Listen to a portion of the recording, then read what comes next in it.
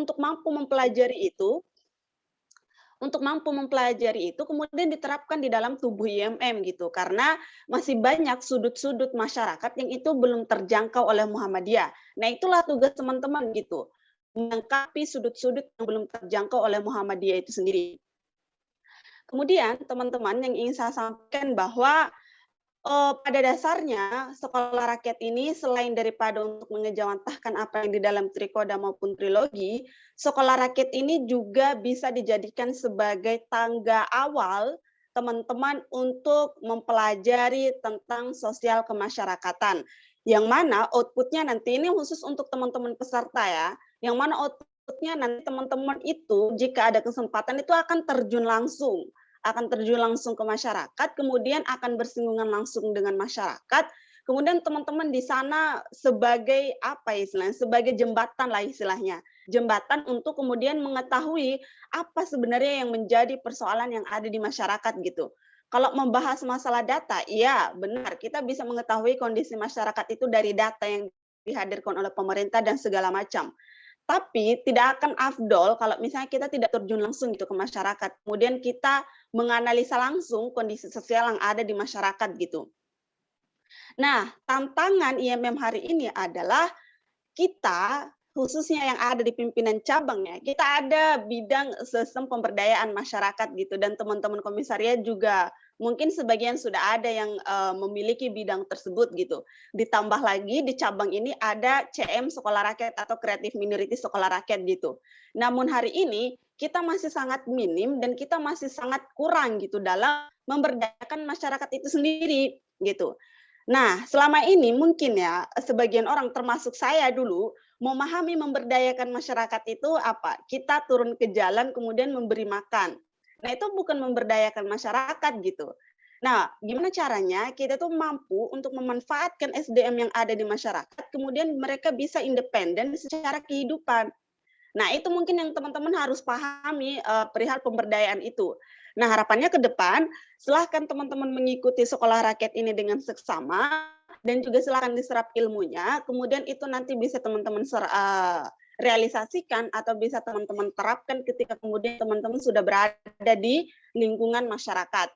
Nah, mungkin itu saja moderator yang bisa saya sampaikan. Sebelum saya akhiri, mari kita buka Kreatif Minority Sekolah Rakyat ini secara resmi dengan sama-sama melafazkan basmalah.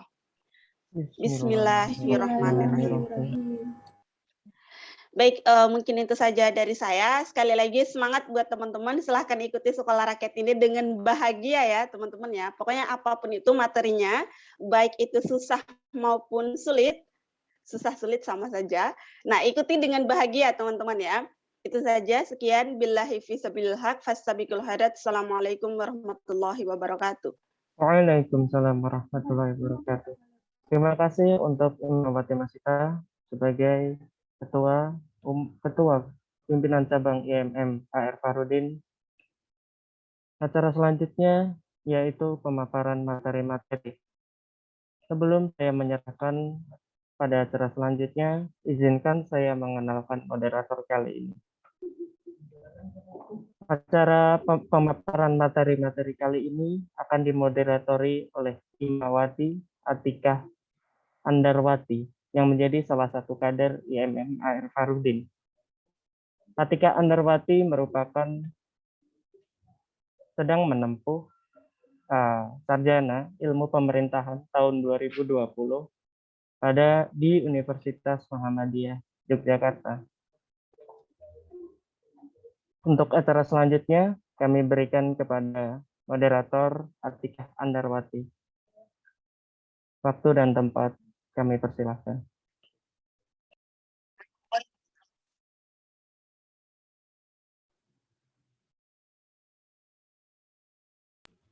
Baik, terima kasih Mas Narsi selaku MC yang telah memberikan kesempatan kepada saya untuk memandu keberlangsungan acara pada hari ini.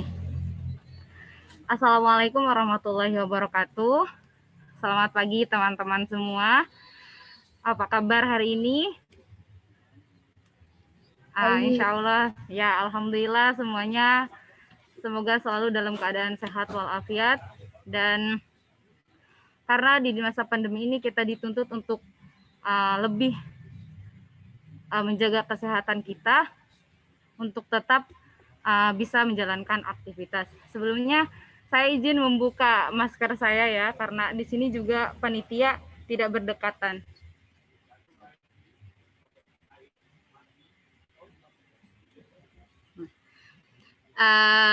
Sebelum lanjut kepada materi, selanjutnya saya akan memperkenalkan sekaligus membacakan CV pemateri-pemateri kita pada pagi hari ini.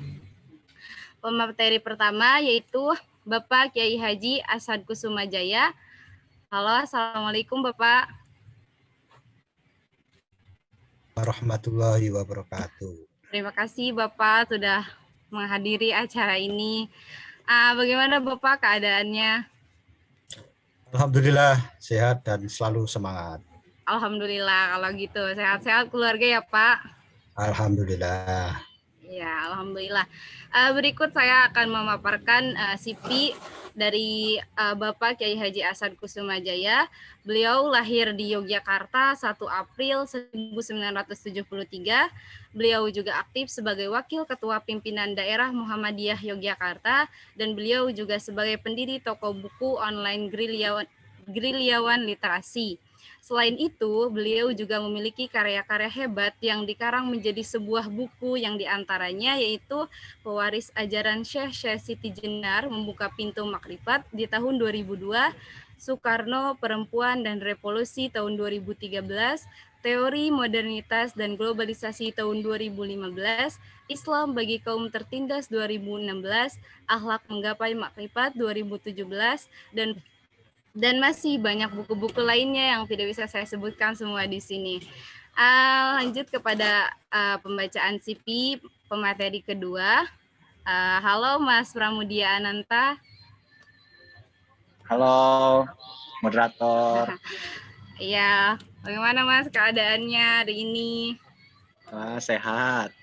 Halo, assalamualaikum Pak Asad. Waalaikumsalam Mas Pram. Ya, Pak Asad. Kapan ke Madura lagi nih? Iya. Jadi Pak Asad ini mentor saya dulu itu. Oh iya. Jadi teman-teman kalau mau ngopi langsung aja dihubungi Pak Asadnya. Biasa angkringan depan PDM ya Pak ya.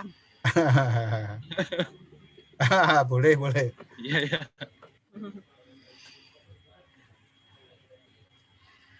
Baik, berikut saya akan membacakan CV dari Imawan Pramudia Ananta.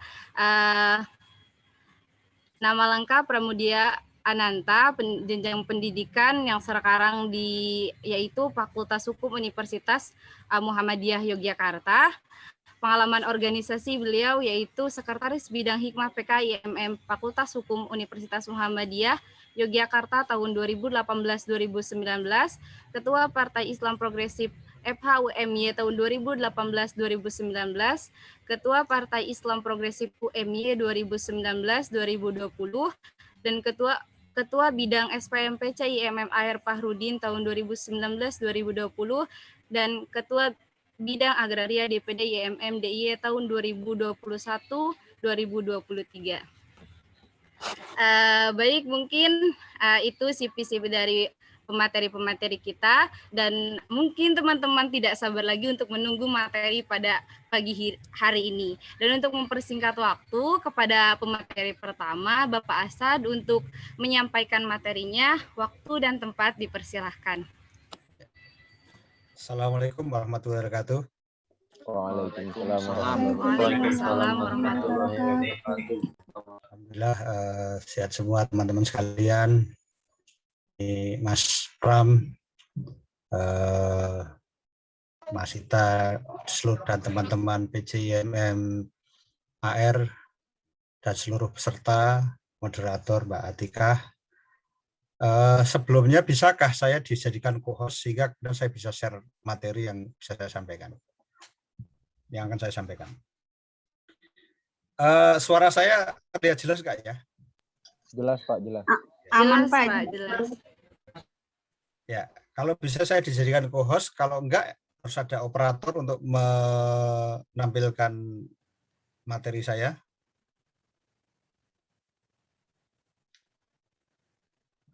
Ya, teman-teman sekalian, Share maaf. screen-nya masih ini Pak, bisa. Oh, ya. Bisa ya?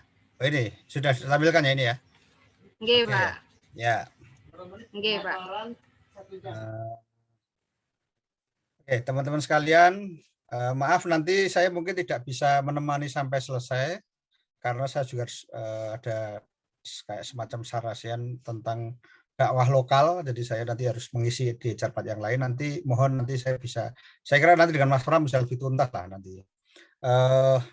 Saya mungkin jam 9 paling lama jam 9.20 harus meninggalkan forum ini. Jadi nanti saya paling jam ya 9 lebih sedikit materi dan mungkin kalau ada saya jawab, kalau enggak nanti saya langsung bisa pamit. Nah, teman-teman sekalian, saya akan berbicara dalam konteks yang mungkin sesuai dengan diminta oleh panitia dan saya akan menyesuaikan dengan apa yang porsi saya. Jadi saya berbicara tentang gerakan sosial pencerahan di abad kedua Muhammadiyah. Konteks abad 2 ini saya menggunakan terminologi dan sesuatu yang sudah digunakan oleh Ketua Umum PP Muhammadiyah yaitu gerakan pencerahan. Nah, nanti bagaimana gerakan sosial yang lebih luas, terutama kemudian berkaitan dengan IMM, saya kira nanti bisa disampaikan oleh Mas Pram. Teman-teman sekalian, jadi masuk ke kedua, lanjut ya, yang kedua. Ya. Gerakan pencerahan. Jadi pada abad kedua kita atau Muhammadiyah mencoba menggagas sebuah konsepsi gerakan yang disebut dengan gerakan pencerahan. Gerakan pencerahan ini merupakan istilah yang digunakan untuk menjelaskan kata tanwir yang merupakan bentuk masdar dari kata nur dan disebutkan sebanyak 48 tempat ya, sebanyak di 48 tempat dalam Al-Qur'an. Gerakan pencerahan ya itu menyambung mata rantai yang terputus dari Ahmad Dahlan yang dulu menggunakan kata kemajuan. Jadi kalau saya baca tahun 1985, sudah berapa tahun? Sudah pada lahir itu ya.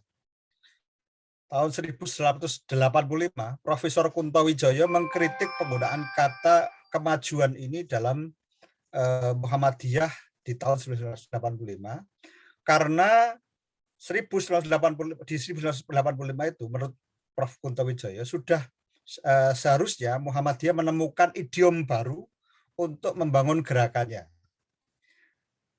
Idiom kemajuan itu sangat cocok dengan era Kiai Dahlan, di mana kemudian Muhammadiyah berinteraksi dengan modernitas. Muhammadiyah harus menawarkan satu konsep Islam baru yang bisa mewakili satu semangat zamannya pada waktu itu, yaitu semangat kemajuan untuk menjawab tantangan modernitas. Karena itu kemudian ketika kemudian modernitas telah diterima oleh sekian banyak orang, bahkan peradaban modern menjadi sebuah peradaban yang global, maka sudah saatnya Muhammadiyah menemukan satu idiom baru untuk menjelaskan konsepsi gerakannya. Maka momentum gerakan Muhammadiyah di abad kedua itu, idiom tanwir, idiom pencerahan ini menjadi satu alternatif, satu yang kemudian memang menjadi penting gitu. Ini bukan persoalan sekedar bermain-main kata-kata, tetapi ini adalah idiom yang mewakili gerakan. Ketika Muhammadiyah mencetuskan idiom kemajuan, itu bukan hal yang main-main pada waktu itu, karena kemudian kita sedang menawarkan, atau Kiai Dahlan sedang menawarkan satu konsepsi Islam yang mampu menjawab tantangan zaman pada waktu itu. Nah, di abad kedua ini pun satu idiom yang bisa menjelaskan tentang bagaimana Muhammadiyah menjawab tantangan zaman itu adalah dengan istilah pencerahan itu atau tanwir. Gerakan pencerahan yang memandang Islam sebagai ad-dinul tanwir, agama pencerahan, yang di dalam konsepsi pencerahan itu mengandung 5 dimensi penting. Ini yang ingin saya sampaikan terkait dengan bagaimana gerakan Muhammadiyah di abad kedua. Ini. Lanjut. Ada 5 dimensi gerakan pencerahan. Yang pertama adalah dimensi keyakinan atau tauhid. Kemudian yang kedua, dimensi keadaban atau profetik. Yang ketiga adalah dimensi iqra atau dimensi pengembangan keilmuan. Yang keempat, dimensi kemajuan. Dan yang kelima adalah dimensi kerahmatan. Ya, 5 dimensi ini adalah satu kesatuan yang ada dalam gerakan pencerahan. Sebagai sebuah gerakan, ada 5 dimensi ini yang kemudian memang menjadi satu konsen, satu ciri khas dari gerakan pencerahan itu. Ya, lanjut. Lanjut. Ya. Dimensi keyakinan atau tauhid memiliki tiga kerangka. Yaitu yang pertama adalah memiliki energi ya, pergerakan yang kuat. Dengan tauhid ya, gerakan pencerahan lahir dari dasar kuat yang akan memberikan energi kekuatan yang tiada batas kecuali atas kekuasaan Allah. Jadi ketika kita bergerak dengan landasan tauhid, maka kita sedang mengambil sebuah energi pergerakan yang tidak terbatas. Ya. Kenapa? Karena energi itu datangnya dari Allah. Dari sesuatu kekuatan yang maha luar biasa, maha tidak terbatas, maha kuasa. Sehingga tidak ada kekuatan yang bisa mengalahkannya. Tidak ada kekuatan yang bisa membatasinya. Maka ketika kita bergerak atas dasar tauhid, maka sesungguhnya kita sedang mengambil energi luar biasa untuk melakukan pergerakan. Kalau kita berbicara tentang kekuatan energi dari tauhid ini, maka kita yakin bahwa ketika Allah mengendaki, maka tidak ada yang bisa menghentikan. Ketika seluruh dunia ingin menghentikan, tidak akan mungkin kalau Allah sudah menghendaki. Demikian juga ketika Allah tidak menghendaki sesuatu, maka seluruh dunia ini membantu tetap tidak akan bisa. Karena itu, pergerakan yang didasarkan atas tauhid memiliki kekuatan yang luar biasa. Manusia yang bergerak atas dasar tauhid, dia tidak bisa dibatasi, kecuali batas itu datangnya dari Allah. Teman-teman sekalian, maka ini kerangka yang pertama. Kerangka yang kedua di dalam dimensi keyakinan atau tauhid adalah memiliki arah yang jelas. Gerakan pencerahan memiliki arah yang jelas. Sebagaimana kalau kita lihat dalam konstitusi Muhammadiyah, tujuan gerakan Muhammadiyah adalah menegakkan dan menjunjung tinggi agama Islam sehingga terwujud masyarakat Islam yang sebenar-benarnya. Arahnya sangat jelas bahwa kita ingin membangun satu masyarakat Islam yang sebenar-benarnya dengan cara menegakkan dan menjunjung tinggi agama Islam. Keyakinan ini memberi arah yang jelas dalam gerakan kita. Sehingga ketika kita bergerak, Muhammadiyah bergerak, kader-kader Muhammadiyah bergerak, kader-kader organisasi otonom Muhammadiyah bergerak, sudah sangat jelas. Dari bangun tidur sampai tidur lagi, selalu memimpikan terwujudnya masyarakat Islam yang sebenar-benarnya. Di dalam setiap detik gerakannya, di dalam setiap detik permenungannya, selalu yang ada dalam benaknya adalah bagaimana mewujudkan masyarakat Islam yang sebenar-benarnya. Itulah sesuatu yang menjadi arah yang selalu diimpi-impikan, yang selalu diusahakan, yang selalu terus digerakkan dalam Persyarikatan Muhammadiyah. Kerangka yang ketiga, teman-teman sekalian, bahwa dengan dimensi keyakinan atau dimensi tauhid, maka memiliki metode yang baik. Karena untuk mencapai sebuah tujuan dari gerakan pencerahan, tidak boleh menggunakan segala cara, namun harus menggunakan cara-cara yang ma'ruf. Tidak boleh menghalalkan segala cara. Untuk tujuan yang baik, tidak boleh digunakan cara-cara yang tidak baik. Jangan sampai kemudian karena menganggap bahwa tujuannya baik, maka boleh dilakukan dengan cara-cara yang tidak baik. Dimensi keyakinan atau dimensi tauhid menidakbolehkan adanya cara-cara yang tidak ma'ruf, cara-cara yang tidak baik, cara-cara yang melanggar aturan-aturan baik aturan kenegaraan maupun aturan agama. Teman-teman sekalian yang saya banggakan, tiga kerangka gerakan dengan tiga kerangka dimensi keyakinan ini menjadi satu modal dasar gerakan Muhammadiyah untuk menjawab persoalan zaman, untuk menjawab tantangan dunia di abad kedua gerakan Muhammadiyah ini. Monggo lanjut.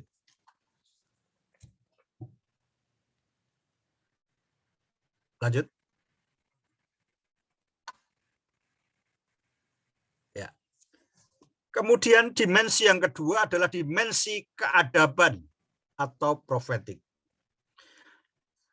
Ada tiga kerangka dalam dimensi keadaban itu. Yang pertama adalah Muhammadiyah membangun kader yang berakhlakul karimah. Membangun SDM, membangun sumber daya manusia yang unggul. Manusia yang bisa mengembangkan masyarakat Islam yang sebenar-benarnya. Masyarakat yang beradab.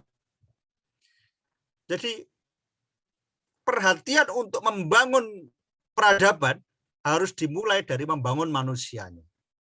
Membangun manusia yang berakhlakul karimah, berakhlak yang baik. Karena ketika kita ingin membangun sebuah peradaban, tetapi kemudian SDM-nya manusia-manusia yang membangunnya tidak memiliki akhlak yang baik, maka tujuan dari pembangunan peradaban itu tidak akan terjadi. Karena dimensi manusianya, dimensi sumber daya manusianya tidak memenuhi syarat untuk menjadi pilar bangunan peradaban baru. Jadi akhlak yang mulia. Sebagaimana Rasulullah ketika kemudian menyampaikan dalam sebuah hadis, innama bu'istu liutamima makarimal akhlak. Tidaklah aku diutus kecuali sebagai untuk memperbaiki akhlak yang mulia. Muhammadiyah melalui dimensi peradabannya membangun gerakan pencerahan yang membangun kader berakhlakul karimah. Tentu saja ketika berbicara tentang Muhammadiyah itu menyangkut seluruh komponen gerakan Muhammadiyah termasuk organisasi otonomnya seperti Ikatan Mahasiswa Muhammadiyah. Kader-kader Ikatan Mahasiswa Muhammadiyah harus menjadi kader-kader yang berakhlakul karimah. Baik dalam ketika dia berbicara dalam konteks pribadi maupun dalam konteks sosial. Ketika bergerak sebagai pribadi maupun sebagai mahasiswa maupun sebagai bagian dari gerakan politik misalnya, harus menunjukkan akhlakul karimah. Yang kedua, kerangka yang kedua dalam dimensi keadaban atau profetik ini untuk membangun gerakan pencerahan, maka gerakan pencerahan membangun masyarakat yang beradab. Jadi bukan hanya pribadi, tapi society, masyarakatnya pun harus dibangun, harus dibentuk menjadi masyarakat yang beradab. Masyarakat yang mengedepankan akhlakul karimah, masyarakat yang mengedepankan pola interaksi yang baik, bukan saling merendahkan, pola interaksi yang humanis, bukan yang dehumanis, pola interaksi yang berkeadilan, bukan yang eksploitatif. Nah, ini adalah dimensi keadaban yang sangat penting.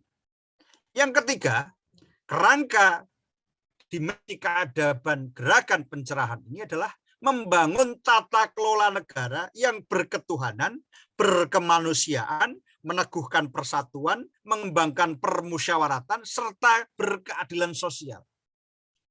Sebuah tata kelola yang tidak berketuhanan, maka dia tidak memiliki aspek-aspek ruhaniyah, menyantuni aspek-aspek ruhaniyah, sehingga kemudian manusia-manusia di dalamnya kehilangan makna. Tata kelola negara Indonesia yang dibangun, yang selalu didorong oleh gerakan pencerahan Muhammadiyah adalah gerakan tata kelola negara yang berketuhanan, yang bertanggung jawab, ya, yang tanggung jawabnya tidak hanya kepada manusia, tetapi juga kepada Tuhan Yang Maha Esa, kepada Allah Subhanahu wa Ta'ala.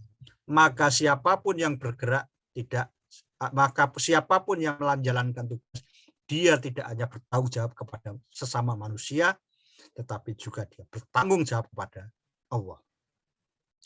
Gerakan atau tata kelola negara berkemanusiaan.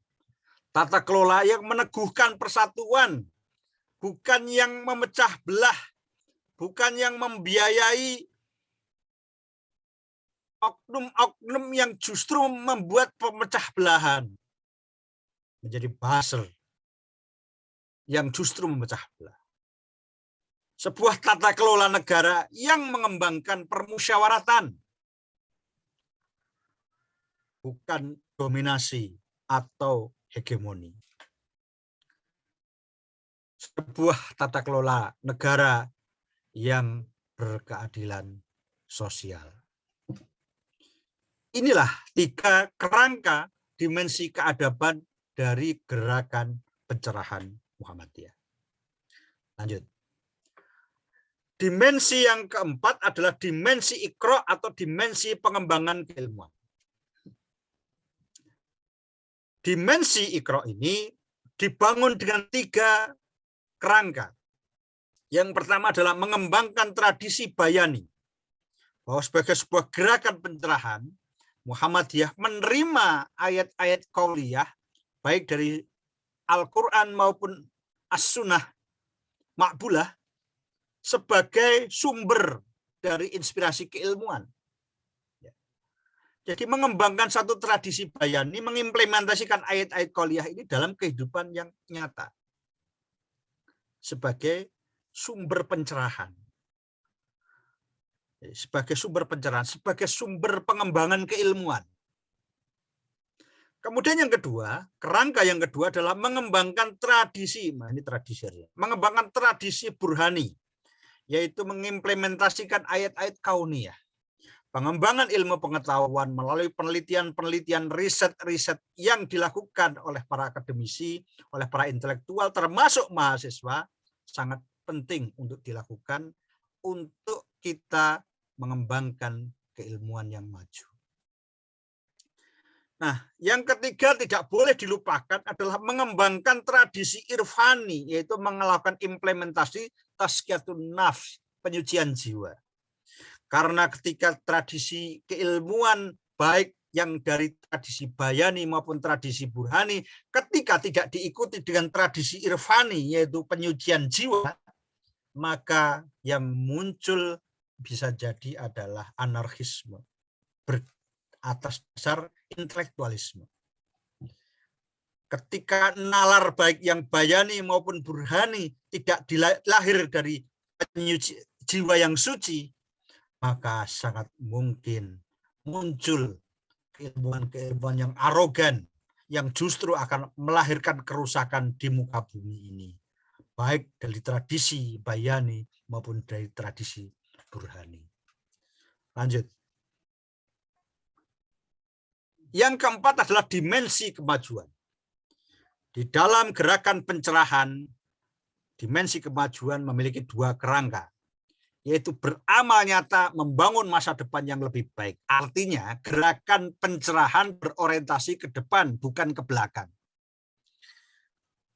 Muhammadiyah dengan kata Muhammadiyah yang berarti pengikutnya Muhammad menjadikan tradisi kenabian sebagaimana digambarkan dalam sunnah-sunnah al-maqbulah itu sebagai referensi untuk menjawab tantangan-tantangan masa depan.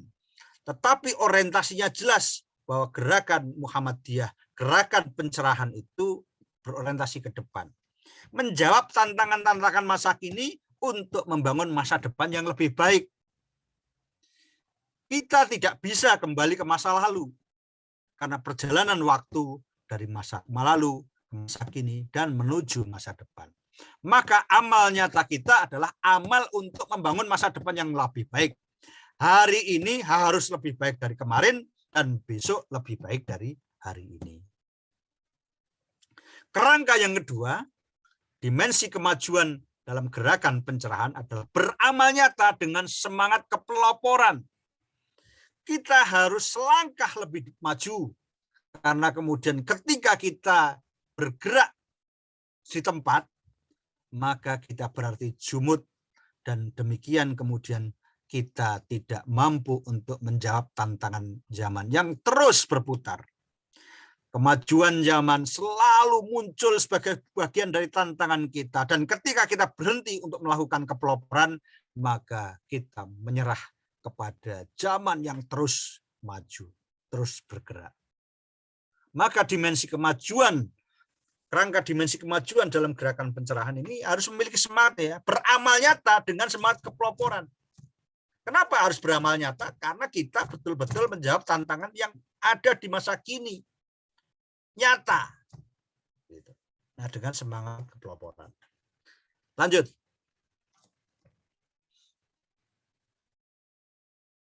Lanjut. Dimensi kelima, ya, ini belum berubah ini. Dimensi kelima adalah dimensi kerahmatan. Ada dua kerangka penting dalam dimensi kerahmatan ini. Yang pertama adalah mendatangkan kemaslahatan. Ya. Jadi mendatangkan kemaslahatan. Jadi kalau kita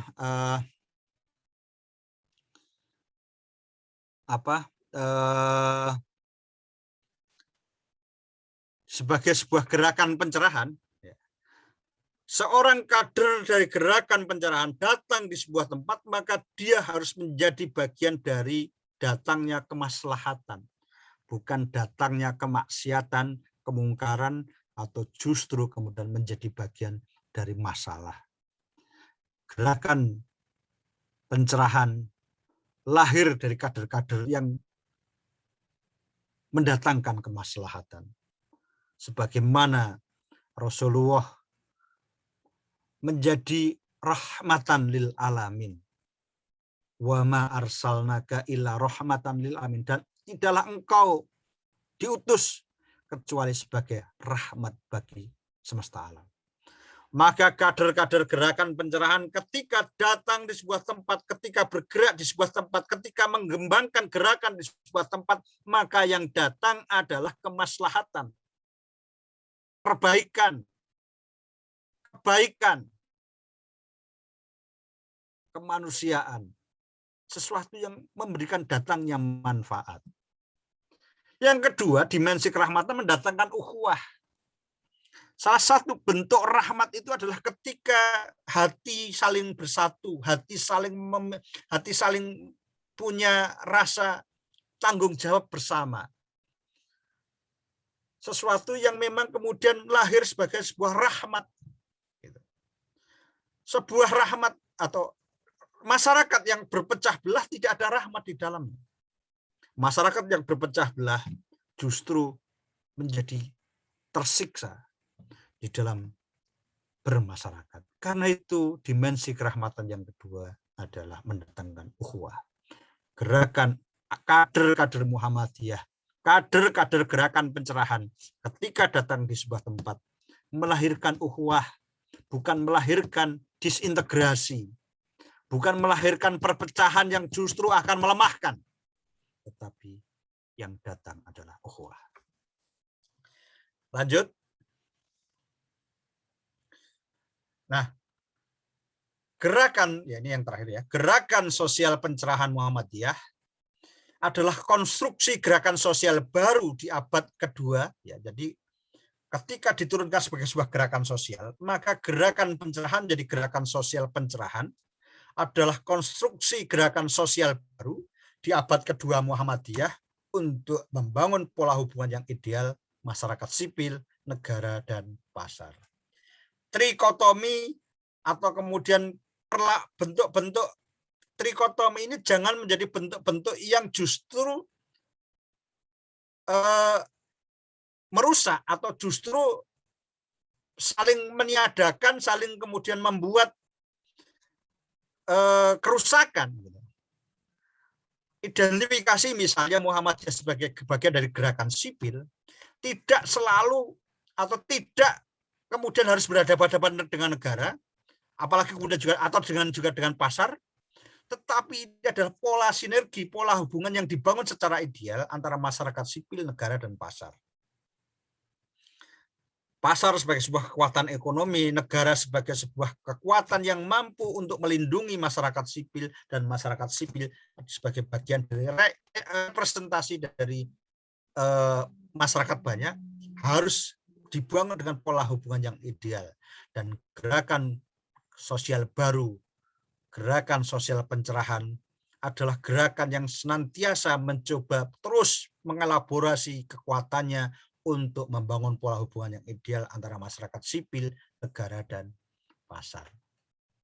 Yang kedua, gerakan sosial pencerahan Muhammadiyah tidak bergerak dalam isu tunggal ideologi untuk semata-mata menolak kapitalisme sebagai fakta sosial, melainkan bergerak bersama dalam 5 dimensi pencerahan.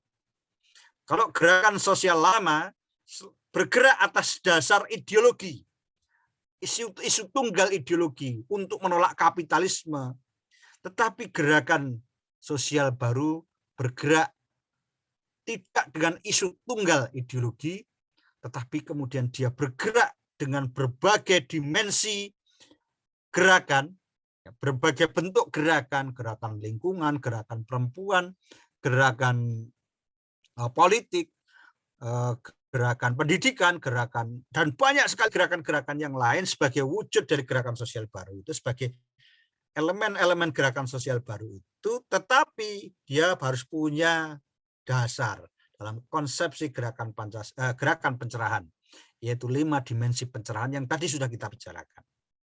Ya, jadi gerakan-gerakan pencerahan, gerakan sosial pencerahan bergerak atas isu tunggal ideologi. Misalnya kemudian Muhammad tidak menggunakan isu Islam untuk mencoba menghadapkan Islam dengan kapitalisme sebagai fakta sosial.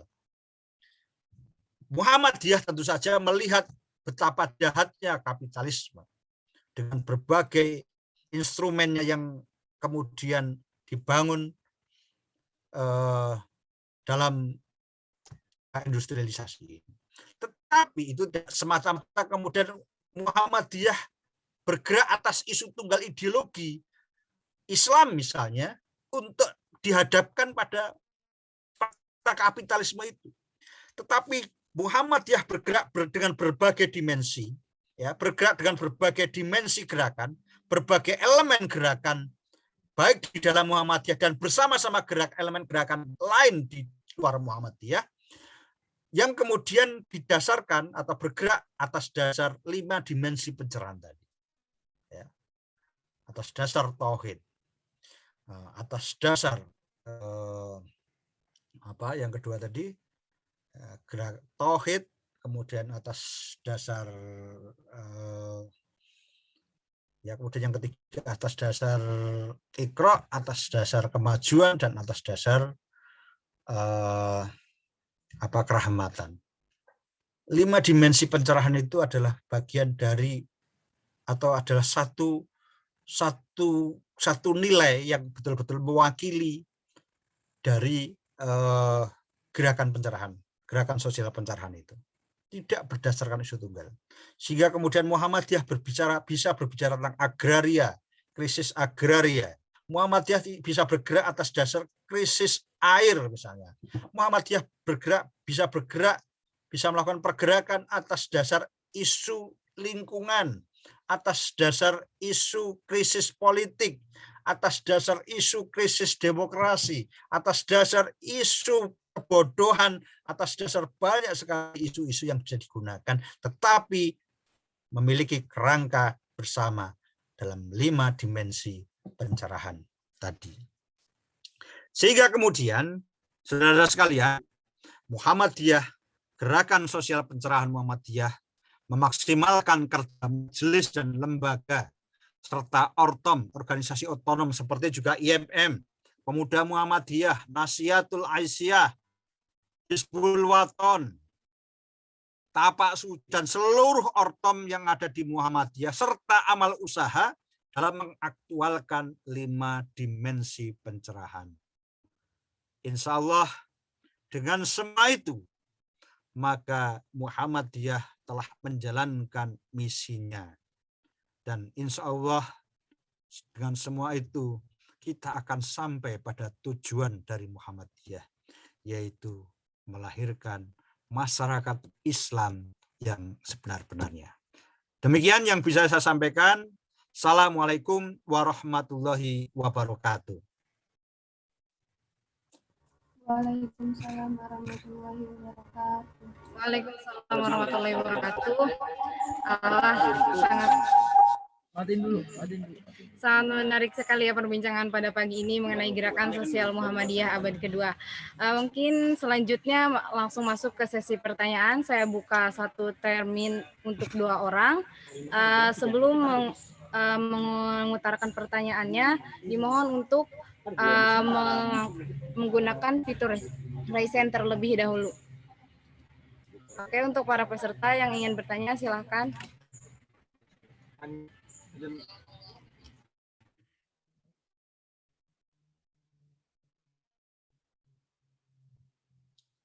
Ya, sudah jelas berarti kelihatannya. Gimana Pak? Kayaknya tidak ada yang bertanya, jadi saya kira sudah jelas. Ya. Oke, kalau tidak ada pertanyaan, saya mohon izin ya teman-teman sekalian, harus mengakhiri. Oke Pak. Mohon maaf bila ada hal yang tidak berkenan dari apa yang saya sampaikan. Semoga acara ini, semoga sekolah rakyat ini bisa selesai dengan baik, dengan selamat, dengan sukses sampai akhir acara, dan teman-teman semua mendapatkan pencerahan dari acara ini. Semoga kita semua juga mendapatkan kerahmatan. Ya, selamat untuk semua. Ya, saya titip Mas Pram untuk teman-teman. Siapa? Ya, assalamualaikum warahmatullahi wabarakatuh. Langsung izin live. Waalaikumsalam. Waalaikumsalam warahmatullahi wabarakatuh. Terima kasih Bapak. Mari Pak. Sehat-sehat. Baik, selanjutnya kita masuk materi yang kedua, yaitu gerakan sosial IMM. Dan untuk mempersingkat waktu, kepada Imawan Pramudia Ananta untuk menyampaikan materinya. Untuk waktu dan tempat dipersilahkan. Bismillahirrahmanirrahim. Assalamualaikum warahmatullahi wabarakatuh. Waalaikumsalam warahmatullahi wabarakatuh. Sehat semua teman-teman. Alhamdulillah sehat. Sehat Mas. Wah, sukses ya teman-teman dalam agendanya. Yang saya hormati tadi Pak Asad selaku pembina IMM dan mentor saya juga. Yang saya hormati pimpinan cabang Ketua Umum PCIMM Erfarudin Kota Jogja, Mbak Imawati Masita, dan Ketua Bidang Sosial Pemberdayaan Masyarakat Dinda saya, Imawan Riki Saputra. Sehat Riki Saputra? Alhamdulillah, Bangda. Di Dinda satu ini memang fokus di isu-isu pemberdayaan dan isu-isu ekologi ya, kalau nggak salah. Baik teman-teman yang saya sayangi, sehat semua, panitia sekaligus peserta sekolah rakyat. Sehat lah ya, walaupun nggak dijawab sehat ya. Sehat, alhamdulillah Mas. Sehat lah ya, sehat ya. Mungkin sinyalnya Mas putus-putus. Oke. Iya. Sehat. Jadi teman-teman semua yang tadi saya hanya ingin menyempurnakan materi yang diberikan sama ayahanda kita Bapak Asad yang memang sudah sangat lengkap kukira ketika kita berbicara terkait gerakan sosial Muhammadiyah abad kedua gitu. Yang mana tadi sudah dijelaskan tentang gerakan sosialnya, gerakan sosial baru, tantangan dan Muhammadiyah hari ini sudah menyikapi dengan isu-isu tentang agraria, isu-isu air dan lain sebagainya. Tapi yang kemudian hari ini saya mau sampaikan bahwa teman-teman yang hari ini ikut dari sekolah rakyat mungkin lebih ke gimana caranya berbicara terkait praksis gitu, praksis gerakan, gimana cara pengorganisiran dan pemberdayaan yang kemudian hari ini dilakukan dengan isu-isu cabang. Yang saya tahu pimpinan cabang hari ini kan berbicara terkait ekologi, mungkin terkait ekologi kita harusnya sudah mengupas sedikit demi sedikit persoalan-persoalan ekologi secara nasional, secara daerah maupun secara wilayah kota gitu. Karena kita khusus kalau misalnya PCIMMAR kan kita berbicara kota. Gimana caranya kita berbicara terkait persoalan sampah yang kemudian apakah persoalan sampah hanya masalah dari masyarakat yang tidak mau membuang sampah pada tempatnya, kan itu tidak bisa disalahkan gitu. Kita harus berbicara terkait sistem kapital yang kemudian memproduksi perusahaan-perusahaan yang memproduksi kertas terlalu banyak, terlalu over yang kemudian itu menjadi offset bahasanya sistem itu dan akhirnya masalah-masalah sampah itu sangat sangat banyak gitu yang ada di DIY. Sampai Piungan adalah daerah yang daerahnya sampai sudah sangat tidak cukup untuk menampung sampah yang ada di DIY. Selanjutnya kan kita berbicara terkait pembangunan, krisis air dan sebagainya yang ada di kota. Apakah penyebab dan faktornya? Ada kata-kata Jogja adalah kota wisata, pariwisata, mungkin itu menjadi salah satu faktor yang kemudian itu bisa menyebabkan adanya kerusakan lingkungan ataupun persoalan-persoalan ekologi gitu. Mungkin teman-teman bisa menjadi rujukan periode sebelumnya kita membuat salah satu catatan akhir tahun yang kemudian membahas terkait persoalan pariwisata yang ada di kota Jogja.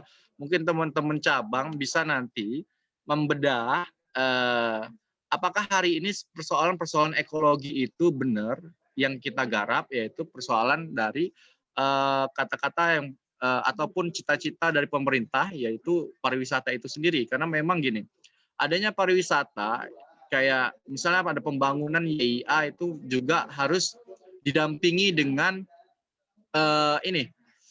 komponen-komponen pembantu seperti hotel, seperti restoran yang itu untuk membantu sistem pariwisata dan membantu sistem ekonomi yang kemudian itu bisa merugikan masyarakat untuk masalah-masalah lingkungan. Kalau misalnya nanti sekolah rakyat itu kan biasanya nanti ada FGD dan sebagainya, bedah materi yang gitu-gitu, mungkin bisa sedikit membahas terkait catatan akhir tahun masih relevan nggak dipakai jika memang mau dipakai gitu. Tapi kan masih ada sebenarnya masalah-masalah yang kemudian bisa digarap gitu. Seperti masalah yang hari ini booming gitu, teman-teman pasti tahu persoalan-persoalan wadas. Tapi terlepas dari persoalan wadas, teman-teman harus tahu di wilayah Sleman itu ada pergusuran sengketa PT dengan masyarakat dengan persoalan tanah gitu. Persoalan agraria yang ada di Yogyakarta ini memang sangat-sangat rentan sekali gitu. Karena apa? Karena memang kita dibenturkan sama proyek strategis nasional yang ada di wilayah nasional, dan kita juga dibenturkan dengan adanya Sultan Ground dan Paku Alaman Ground yang itu menjadi masalah gitu. Karena apa? Orang-orang yang di luar dari ataupun masyarakat yang bukan dari kerajaan atau kesultanan itu tidak bisa mendapatkan tanah atau SHM itu. Nah, mungkin yang teman-teman yang fakultas hukum mungkin tahu gitu, ketika hak kita bicara terkait hak tanah ketika memang dibenturin dengan Sultan Gurun Paku Alamandro. Nah, kalau misalnya kita berbicara terkait pemberdayaan, kebetulan kan tadi udah disinggung dengan gerakan-gerakan sosial gitu, gerakan sosial lama, gerakan sosial baru yang hari ini Muhammadiyah lebih condong ke gerakan sosial baru, tidak lagi memakai ideologi, tapi berbicara Islam, tapi lihat semua konteks gitu. Dia tidak ngomongin Islam sepenuhnya, tapi dia berbicara terkait gimana persoalan-persoalan masyarakat yang kemudian bisa dibenahi gitu. Nah, gerakan sosial baru itu bisa dipakai dengan teman-teman sekolah rakyat ketika melakukan pengorganisiran ataupun melakukan pemberdayaan. Dengan metode-metode apa? Metode untuk membuat isu dengan memakai alat teknologi yang teman-teman gunakan setiap harinya gitu. Misal teman-teman meng-share apa opini-opini yang kemudian teman-teman sekolah rakyat itu garap gitu. Misal berapa peserta? Peserta sekarang sekolah rakyat ada berapa? Saya tahunya 14. Soalnya di IG cabang cuma 14. 23, Mas. Oke, 23. 23 ini disuruh membuat tulisan dengan isu-isu yang hari ini berkembang gitu. Misal persoalan-persoalan ekologi atau persoalan-persoalan lagi pandemik ini gitu. Nah, jadi setiap harinya teman-teman itu men-share tulisan-tulisan ya selembar atau 2 lembar berapa ratus kata, itu juga menjadi salah satu gerakan sosial baru yang kemudian itu menjadi masif dan targetannya adalah masyarakat dalam rangka untuk memberikan edukasi. Karena ketika kita melakukan pengorganisiran dan pemberdayaan tidak menyertai edukasi itu salah. Maka ketika memang kita turun ke masyarakat, gitu, kita harus menyisipkan edukasi-edukasi yang kemudian masyarakat itu harus tahu. Misal persoalan-persoalan ekologi ataupun tantangan yang kemudian dihadapi oleh masyarakat. Itu mereka harus tahu. Karena apa? Karena ketika nantinya kita sudah meninggalkan masyarakat, itu biar mereka hidup mandiri gitu. Maksudnya mengorganisir diri sendiri.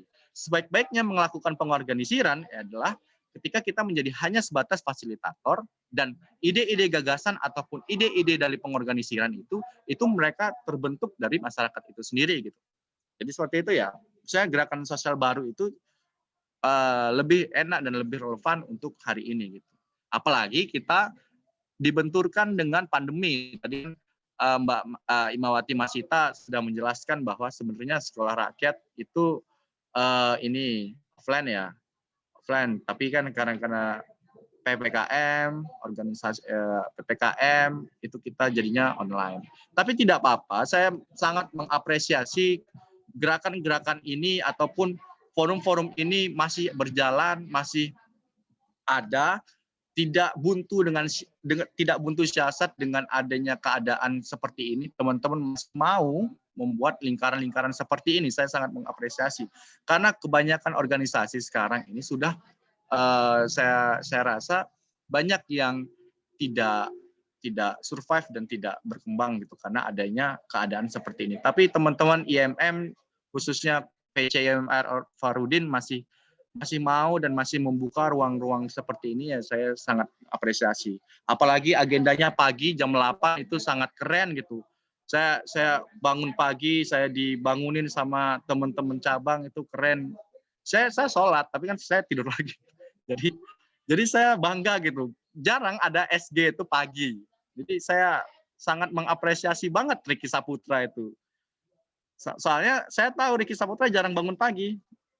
Nah, pertanyaannya kan apakah dia udah tidur? Intermezzo sedikit ya, teman-teman ya. Oke, kita balik lagi. Kalau misalnya kita berbicara gerakan sosial, ada gerakan filantropi yang kemudian gerakan filantropi ini teman-teman harus tahu hanya sebatas dia ini misal melihat orang misal ini misal ada gepeng. Teman-teman tahu gepeng nggak? nggak tahu, gepeng itu kepanjangannya adalah gelandangan sama pengamen. Itu ada di undang-undang itu teman-teman bisa cari undang-undang tentang pengaturan gepeng itu seperti apa gitu. Nah, misal teman-teman ada melihat gepeng dan teman-teman memberi. Nah, itu gerakan filantropi. Jadi dia landasannya hanya dia tidak jangka panjang gitulah intinya. Dia tidak jangka panjang. Jadi dia hanya sebatas memberi udah.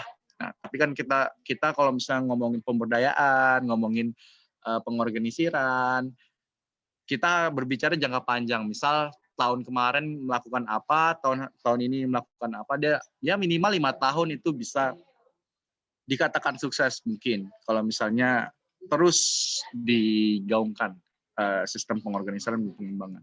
Nah, sudah ada gerakan filantropi yang kemudian dilakukan sama teman-teman IMM, yaitu yang pertama kader bantu kader yang diinisiasi oleh DPD IMM DIY, gitu. Yang hari ini naik satu level menjadi rakyat bantu rakyat, berbagi nasi dan sembako. Nah, itu sebagai bentuk gerakan filantropi yang kemudian hari ini digaungkan sama teman-teman IMM. Apakah hari ini teman-teman IMM sudah berhasil? Masih belum, karena persoalan-persoalan masyarakat masih belum selesai gitu. Jadi ketika gerakan filantropi hari ini sudah dilakukan, maka teman-teman PC ataupun teman-teman komisariat yang ada di akar rumput juga membuat garapan-garapan seperti itu gitu. Karena misal hanya satu titik di DPD, mungkin bisa dikembangkan di PC-nya masing-masing dengan daerah, dengan khusus daerahnya. Misal di AR adalah wilayah Kota Jogja. Nanti Bantul di wilayah Bantul, Kulonprogo wilayah Kulonprogo. Nah, itu yang kemudian harus dilakukan. Penyebaran gerakan sosial seperti gerakan filantropi itu harus dikembangkan karena melihat persoalan yang hari ini harus tanggap dan cepat gitu. Kan gitu. Kita harus melihat skema ataupun isu kemudian baik yang mana nih, gerakan yang mana yang harus dipakai. Apakah gerakan pemberdayaan yang hari ini kita harus mengorganisir masyarakat itu kelamaan gitu. Mereka juga mereka punya tanggung jawab keluarga, mereka punya tanggung jawab anak dan sebagainya gitu. Ketika kita mengorganisirkan itu butuh waktu yang cukup lama. Tapi gerakan filantropi ini kan cepat, hanya memberi. Nah, sebelumnya di awal-awal PCIM Farudin juga itu membuat gerakan sama. Dan jadi inisiasinya itu salah satunya di periode kemarin itu membuat solidaritas pangan Jogja yang membuat itu salah satunya adalah inisiasinya adalah teman-teman PCIM Farudin. Nah, itu kita bergabung dengan aliansi kota. Jadi semua aliansi, masyarakat, rakyat, semua dan sebagainya itu kita membuat dapur umum. Kita bertahan 4 bulan sampai ini pandemi awal sampai Lebaran pokoknya. Sampai Lebaran itu sampai 4 bulan kayaknya. 4 bulan itu kita konsisten membuat dapur. Setiap harinya kita memberikan donasi itu ke pekerja informal, becak, gepeng, pengamen dan sebagainya yang terkena pandemi COVID gitu. Dampak dari pandemi COVID. Nah, itu yang kemudian harus dijaga, gerakan-gerakan seperti itu. Karena apa? Karena memang hari ini lagi butuh cepat tanggap gerakan-gerakan yang seperti itu yang kemudian harus dilakukan sama teman-teman IMM. Terlepas adanya teman-teman kesibukan ataupun teman-teman ada fokus lain, tapi saya kira ketika kita berbicara organisasi, ketika kita berbicara persoalan rakyat, itu tidak cukup ketika hanya turun ke jalan gitu.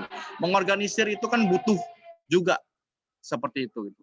Mengakar rumput, memberikan isu-isu, edukasi dan sebagainya gitu. Jadi butuh gerakan-gerakan yang seperti itu. Terus teman-teman, ketika kita berbicara terkait gerakan filantropi itu memang banyak sekali, masih banyak pengembangannya. Misalnya kata Pak Hilman di dalam buku filantropinya, teman-teman bisa beli dan baca gitu tentang konsep-konsep filantropi yang kemudian digagas sama Pak Hilman itu. Nah, kalau misalnya kita mengacu pada Muhammadiyah kan punya MPM ya, MPM atau MPM. MMPM atau MPM? Gimana Risa? Riki, MMPM atau MPM? Mas Ita? MMPM. Iya Bang. Oh, Apa MMPM Bang? atau MPM? Apa tuh? MMPM. Ini Trisula Ya. Muhammadiyah.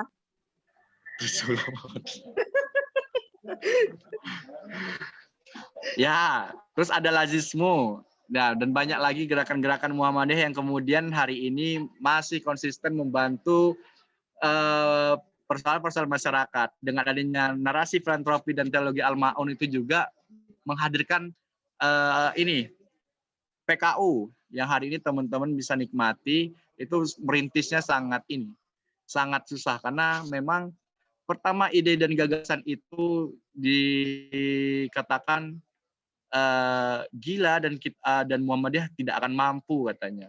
Tapi dengan percaya dirinya Muhammadiyah tetap membangun dan akhirnya alhamdulillah sampai sebesar ini gitu PKU. Nah, teman-teman harus tahu juga dasar-dasar yang kemudian ketika kita melakukan pengorganisiran, ketika melakukan pemberdayaan yang nantinya teman-teman turun ke masyarakat. Teman-teman mau turun ke masyarakat nggak nanti habis SR ini? Gimana, Risa? Turun ke masyarakat? Turun. Nah, berarti teman-teman kan harus banyak sekali membaca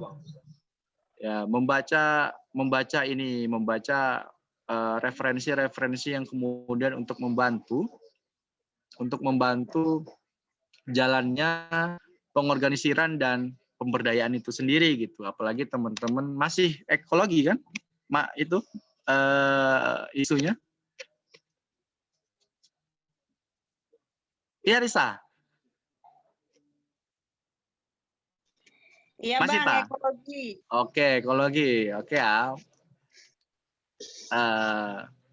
Masalahnya ekologi gitu. Karena memang kan kita lihat lagi proyek strategis nasional, apakah persoalan pemindahan ibu kota itu akan terus jalan apa tidak dan sebagainya, itu kan harus dibaca dan dikaji lagi sama teman-teman PC.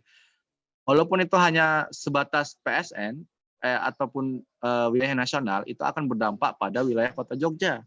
Karena Kota Jogja itu sangat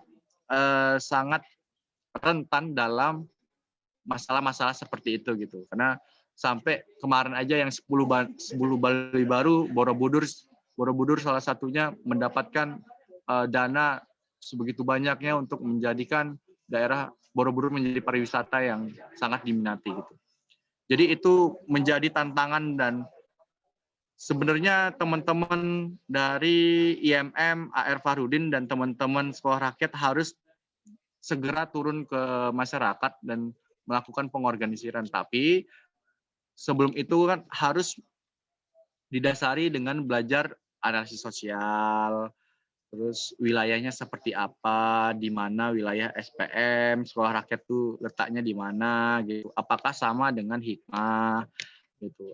Apakah nanti ketika melakukan pengorganisiran ataupun apapun itu wilayahnya SPM atau hikmah itu kan nanti pasti akan berbenturan. Jadi teman-teman harus paham itu. Karena sedikit ya, karena kita wilayahnya non litigasi. Nah, sedangkan teman-teman hikmah itu kan kebijakan. Arti hikmah adalah kebijakan, teman-teman. Jadi mereka berbicara terkait regulasi, sikap-sikap dan sebagainya gitu. Teman-teman wilayah non litigasi. Non litigasi itu wilayah kemana aja, pemberdayaan, campaign dan lain sebagainya, memberikan edukasi dan lain sebagainya. Jadi teman-teman harus paham kerja-kerja dan gerakan-gerakan teman-teman yang akan teman-teman lakukan. Apalagi saya tahu materinya materi keren-keren banget itu besok sekolah rakyat. Ada Ansos, ada teologi Al-Ma'un, ada advokasi kebijakan, terus ada agitasi propaganda. Nah, teman-teman harus kuasai itu semua. Karena tanpa adanya itu, gerakan akan mati. Karena hari ini juga sedikit demor gitu gerakan-gerakan. Karena dipukul mundur, terus ada persoalan-persoalan seperti ini, PPKM dan sebagainya. Nah, harus ada tawaran baru yang kemudian minimal teman-teman IMM yang menginisiasi gitu. Karena coba dari isu-isu, misal isu KPK, isu apalagi yang banyak hari ini terjadi, PPKM, terus PPKM yang tidak memberikan bantuan sama sekali gitu. Itu kan harusnya disikapi sama gerakan-gerakan seperti teman-teman, organisasi-organisasi yang kayak teman-teman gini. Tapi kan apakah hari ini dilakukan? Enggak, malah organisasi-organisasi ini malah sibuk dengan internal-internalnya gitu. Organisasi IMM kan gede, apalagi organisasi-organisasi yang kecil gitu. Ya pasti mereka akan kesulitan untuk berbicara terkait persoalan-persoalan masyarakat. Ya gitu teman-teman, mungkin itu aja yang bisa saya sampaikan. Mungkin kita lebih ke tanya jawab aja. Mungkin kita nggak usah ini ya, kita belajar bareng biar teman-teman kalau misalnya ada yang berpengalaman lebih, mungkin bisa diajarin ke saya juga atau ke teman-temannya gitu. Gitu aja Bu Moderator. Wah, menarik sekali ya perbincangan pada pagi ini tentang gerakan sosial IMM. Nah, selanjutnya itu sesi tanya jawab. Dibuka satu termin untuk 2 penanya pertama. Sebelumnya diingatkan kembali untuk yang ingin bertanya diharapkan menyalakan fitur raise hand terlebih dahulu.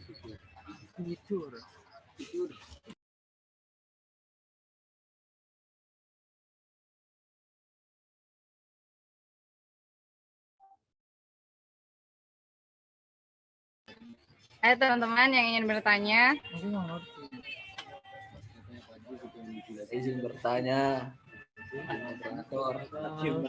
Oh iya, silakan Mas Romzi Hatim.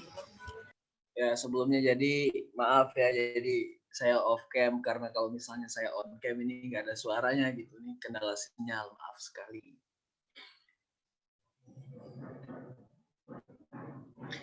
Ya, langsung saja ya. Jadi bertanya terkait dengan apa yang dibahas sama Kanda Fram tadi sangat luar biasa sekali ya. Itu bisa kita jadikan sebuah kajian sistematis nanti yang dimana kita menstimulasi pemikiran yang untuk program pendidikan baru gitu. Nah ini sih Bang tadi kan Abang tuh nyinggung sedikit tentang bandara ya. Nah ada kaitannya dengan pertanyaan saya yang dimana bagaimana kita menjaga kemudian merestorasi dan membentuk bentang alam yang ramah air, kemudian termasuk hutan dan pohon, sementara mengatasi konflik penggunaan lahan pun itu sangat sakral ya. Dan kemudian kebutuhan air bagi seluruh pemangku kepentingan bentang alam. Itu gimana Bang? Menurut Abang tuh? Boleh langsung ditanya Mas Fram. Jawab. Dijawab. Maaf.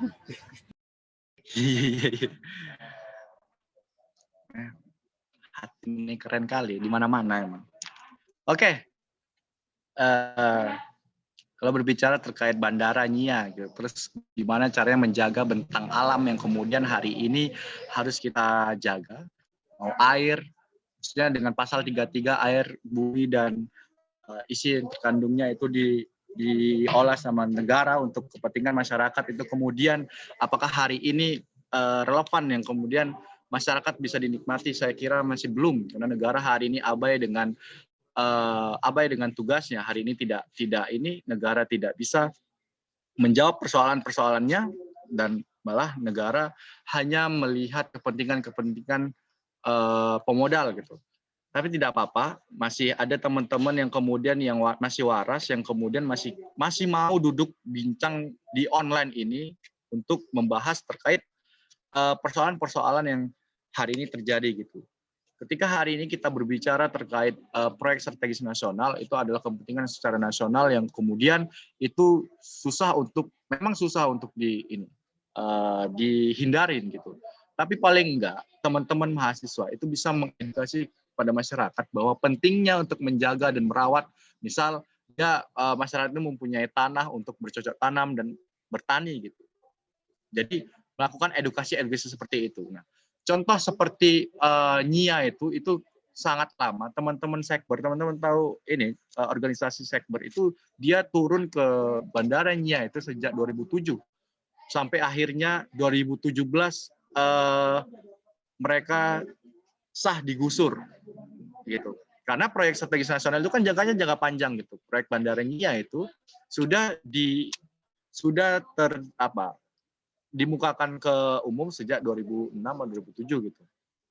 Apakah berhasil?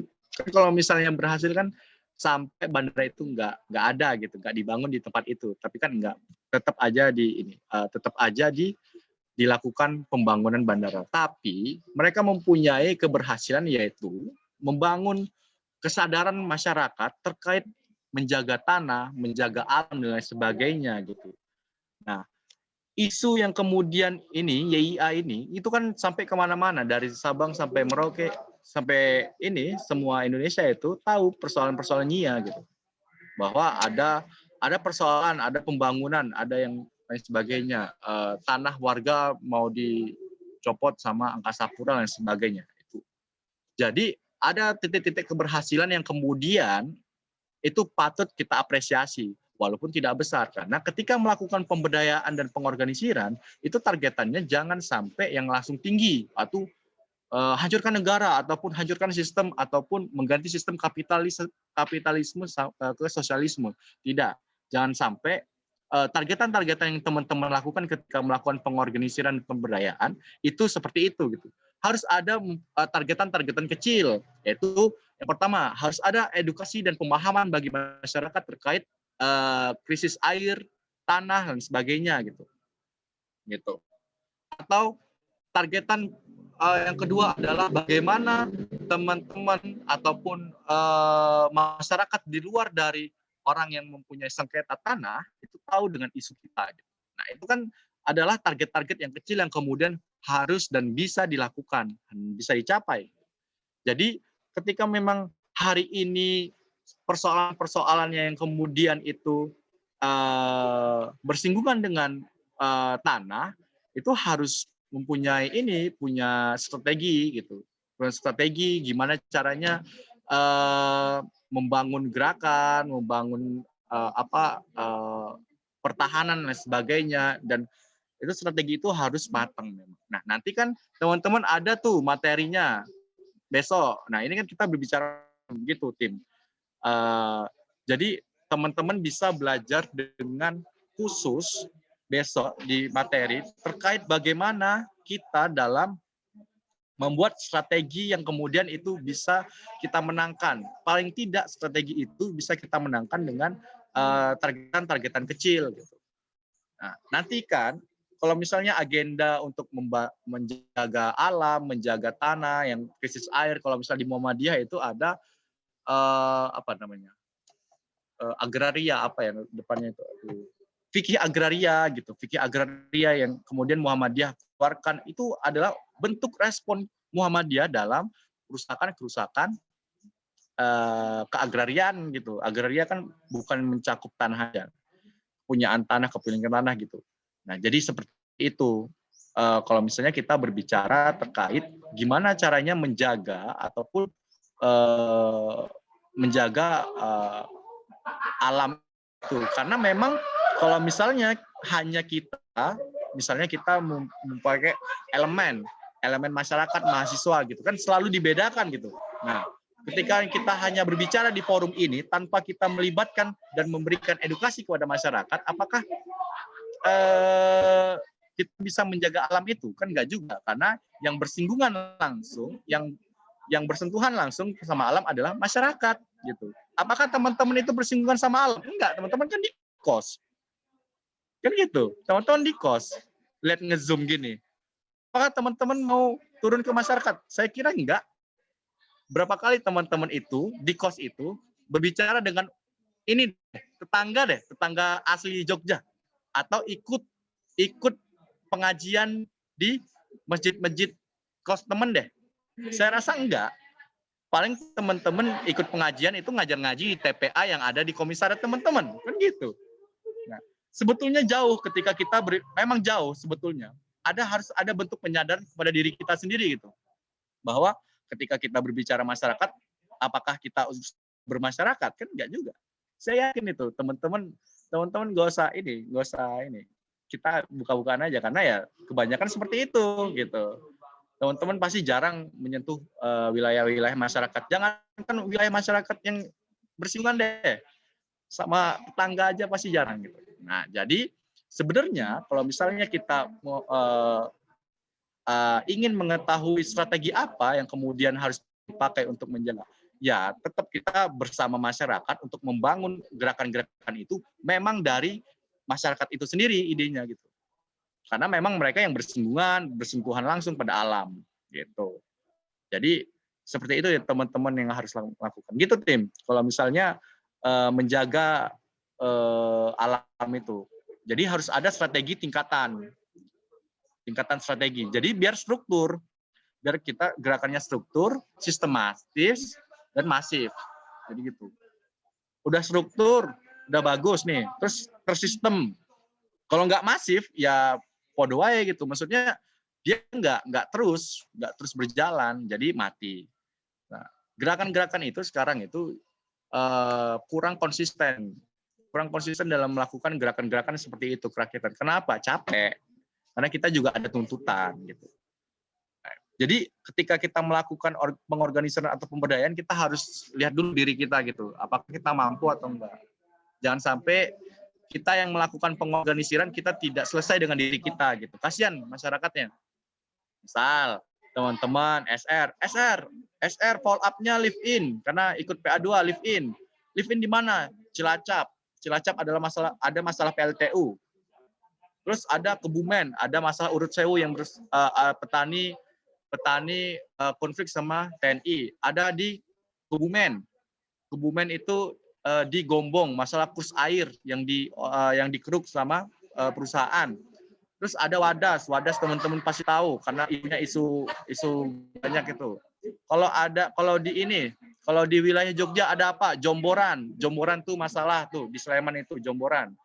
Terus kalau misalnya daerah mana lagi? Bantul ada Parangkusumo yaitu tempat warga yang bertahun-tahun 30 tahun lamanya sudah ditempati digusur dengan alasan kepentingan umum gitu. Jadi ketika misalnya teman-teman udah dipetakan ke sana, terus tiba-tiba teman-teman bilang, "Maaf, mau izin kuliah dulu." Wah, udah selesai. Kelar pemberdayaannya ataupun pengorganisirannya. Jadi teman-teman harus selesai dulu sama diri teman-teman. Apakah siap untuk melakukan pemberdayaan dan pengorganisiran? Gitu. Jadi kalau kita berbicara alam, kita harus tahu masalahnya, kita harus tahu strateginya, dan kalau misalnya sudah dapat strategi, kita langsung kerjakan dan harus masif. Gerakan itu harus konsisten. Gitu. Gitu, Hatim. Siap. Ada lagi? Gimana Mas Hatim, apakah menjawab? Pagi udah rapat ya. Jadi yang sedikit menanggapi ya Bang ya, dari yang Abang bilang tadi, sebenarnya juga di Lombok ya, tepatnya di Bandara Internasional Lombok itu nggak beda jauh. Ya, nggak beda jauh dengan apa yang terjadi di YIA ini. Dan kemudian di situ kan para pemangku kepentingan itu istilahnya itu mematikan gitu perekonomian petani hingga akhirnya memungkinkan petani kecil dalam memasarkan jasa ekosistemnya, kemudian dari reforestasi sebagian lahan mereka itu dimatikan hingga akhirnya mereka ya terdiam lah gitu, terbungkam dengan hal-hal yang memang menjadi sebuah kepentingan pemangku yang di sebelah mana. Ya itu aja sih ya. Terima kasih ya Bang Pram. Mantap. Ya itu segera langsung di ini Hatim. Kalau misalnya lagi di Lombok, langsung diorganisir, langsung buat agenda konsolidasi terbuka sama mahasiswa yang ada di Lombok ataupun organisasi kepemudaan gitu. Karena apa? Mungkin nantinya iming-iming yang kemudian Angkasa Pura ataupun PT atau perusahaan yang bersangkutan pasti dia akan iming-iming ke masyarakat adalah mereka bisa kerja di bandara. Tapi kan gini, ketika kerja di bandara pasti mentok dia jadi cleaning service dan jual-jualan gitu. Itu kan kalau iya gitu. Kan karena Ya, benar. kita harus berbicara terkait gimana dianya mengenyam pendidikan yang gitu-gitu. Apakah tamatan SD atau SMP bisa bekerja di bandara? Kalau tidak hanya cleaning service, kan gitu. Sama halnya di IA, mereka juga diiming-iming dengan kerja di bandara, tapi kan hanya sebagai satpam atau cleaning service. Dan gajinya itu tidak seberapa ketika mereka itu menjadi petani gitu. Ketika panen mereka dapat berapa, tapi sedangkan kalau kerja menjadi satpam atau cleaning service hanya UMR ataupun setengah dari UMR kan gitu. Jahatnya di situ. Kapital itu jahatnya di situ, teman-teman. Jadi ketika memang kapital itu surplus itu udah tinggi dan sebagainya, udah sangat susah kalau misalnya kita melawan dengan gerakan-gerakan yang kemudian itu tidak memakai banyak orang, karena kapital itu udah mendarah daging sekarang, sampai bank kan juga sampai dikapitali kan, mau bank apapun konvensional atau syariah itu udah kapital semua. Jadi teman-teman harus tahu dan paham akar persoalan dan permasalahannya gitu teman Hatim, mantap. Siap, Bang. Siap. Makasih ya, Bang Pram. Yoi. Ada lagi, moderator? Ada lagi yang ingin bertanya di termin pertama ini. Dibuka untuk satu pertanyaan lagi. Dipersilahkan. Sebelumnya dimohon untuk teman-teman semua untuk menyalakan kameranya jika tidak berkendala.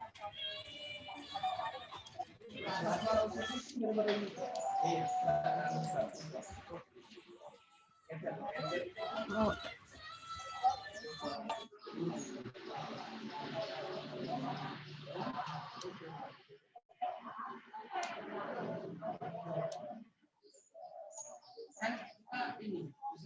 Mungkin dari aku ya Mas, aku izin nanya. Apa saja sih faktor yang dapat menggagalkan pemberdayaan itu dan bagaimana solusinya? Apa faktor menggagalkan pemberdayaan? Nanti teman-teman bisa didiskusiin gitu terkait bentuk gagalnya pemberdayaan. Ya pastinya adanya persoalan dari aliansi ataupun kelompok, karena kan melakukan pemberdayaan itu tidak bisa sendiri gitu. tidak bisa sendiri gitu, harus ada faktor-faktor pendukung, elemen-elemen pembantu gitu. Nah ketika berbicara terkait pemberdayaannya gagal, pasti ada misal kepentingan berbenturan dengan kepentingan, adanya persoalan-persoalan di individu, antar individu ataupun kelompok gitu, adanya pertentangan ideologi ataupun idealisme yang saling bertentangan yang gitu-gitu. Nah nanti mungkin teman-teman bisa baca buku ini, saya referensi buku Rompati Masang Mengorganisir Rakyat kalau nggak salah judulnya. Nah teman-teman bisa beli itu. Nah tanya aja ke Mas Risa di mana belinya, karena memang itu menjadi pedoman bantuan teman-teman untuk gimana caranya melakukan pemberdayaan gitu. Karena memang nanti jangan sampai teman-teman salah tafsir ketika melakukan pemberdayaan dan pengorganisiran. Jangan sampai misal nih Mas Muhajir gitu, Mas Muhajir mau melakukan pemberdayaan, tapi ternyata ketika melakukan pemberdayaan dan pengorganisiran, ide semuanya itu ada dari Mas Muhajir, bukan dari masyarakat. Akibatnya nanti menjadi artis gerakan Mas Muhajir. Nah itu tidak baik gitu, karena sejatinya gerakan yang dibangun itu tetap dari rakyat untuk rakyat gitu. Jadi murni gitu, murni dari masyarakat itu sendiri, ide-ide dan gagasan-gagasannya gitu. Jadi teman-teman jadi apa ya, pembantu, hanya fasilitator, mengarahkan dan sebagainya. Nah semua bentuk keputusan, ide, semuanya itu memang dari masyarakat. Nah, gitu. Jadi teman-teman harus pandai memainkan atau menempatkan diri gitu. Nah kemarin saya diundang sama teman-teman IMM Visipol kemarin ya, Mas Hatim juga ada di situ. Nah teman-teman Visipol itu mereka ini membuat mau melakukan pengorganisiran ini ya, sampah apa ya, di mana? Pantai. Di mana? Di pantai kalau nggak salah. Ya, itu. Pokoknya ada daerah yang mau dilakukan. Nah, sama yang saya sampaikan, jangan sampai ketika melakukan pengorganisiran ataupun pemberdayaan, teman-teman itu yang jadi superior gitu, bukan dari masyarakat gitu. Nah, teman-teman ya yang saya harapin tidak hanya teman-teman Visipol gitu, teman-teman semua yang ada di Komisariat PCIMM AR Farudin itu bisa melakukan pemberdayaan dan pengorganisiran gitu, dengan daerah yang masing-masing gitu. Jadi jangan sampai misal teman-teman ada desa binaan, jangan sampai hanya dijadikan tempat kurban gitu. Jangan hanya sebatas itu, atau dijadikan desa binaan itu hanya menjadi tempat ngajar ngaji TPA, tapi gimana teman-teman itu bisa mencari satu kayak plusnya di daerah itu dan dijadikan menjadi usahanya warga gitu, untuk membantu perekonomian kalau persoalannya ekonomi, atau kalau misalnya persoalannya kesehatan, teman-teman membantu gitu yang kesehatan gitu, berkolaborasi gitu. Kan enak jadi gerakan-gerakannya. Walaupun daerahnya kecil, daerahnya gerakannya sedikit, tapi itu kan berdampak pada masyarakat. Jadi kalau bisa gerakan-gerakan yang kayak gitu yang kemudian teman-teman lakukan. Jadi jangan sampai teman-teman itu targetnya tinggi tapi itu susah dicapai. Jadi pelan-pelan aja. Gitu. Kalau misalnya gagal, coba lagi gitu. Biasanya kalau gagal itu ya pasti berbenturannya diri sendiri atau kelompoknya. Gitu, Bu Moderator. Itu ya, Bu Moderator nih kayaknya kemarin ikut juga diskusinya. Iya. Ya Iya. ikut, Mas.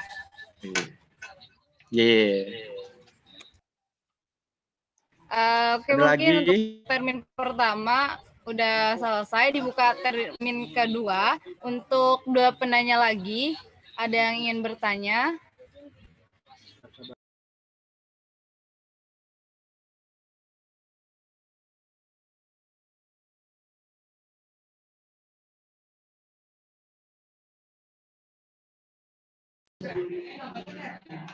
Masuk deh ini.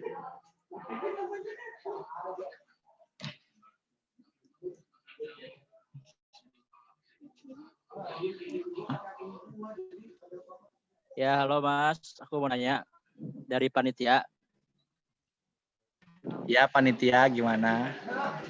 Gini Mas, kan kalau Kenalan dulu, kenalan. Oh iya.